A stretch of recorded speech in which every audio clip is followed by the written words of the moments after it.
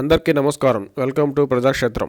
2 సంవత్సరాల క్రితమే వైసీపీకి వ్యతిరేకంగా ప్రతిపక్ష ఓటు చీలనివ్వనని చెప్పిన పవన్ కళ్యాణ్ గారు మొదటగా పొత్తుకు అంకురార్పణ చేశారు. టీడీపీని బీజేపీకి దగ్గర చేయడానికి సైతం ఎన్నో ప్రయత్నాలు చేసినట్టు, ఆ క్రమంలో ఆయన ఎంతో నలిగిపోయినట్టు చెప్పిన పవన్ కళ్యాణ్ గారు ఆశించినట్టే జనసేన, టీడీపీ, బీజేపీల మధ్య పొత్తు ఖరారు అయింది. అయితే జనసేన మొదలుపెట్టిన పొత్తు రాజకీయంలో పార్టీల మధ్య సీట్ల సర్దుబాటును, ఆఖరుకు బీజేపీకి ఇచ్చే సీట్ల కోసం జనసేనకు రావాల్సిన సీట్లలో కోత పడనుందనే వార్తల నడుమ పొత్తులో చివరికి జనసేనకు మిగిలింది త్యాగాలు మాత్రమే అని చెప్పొచ్చు.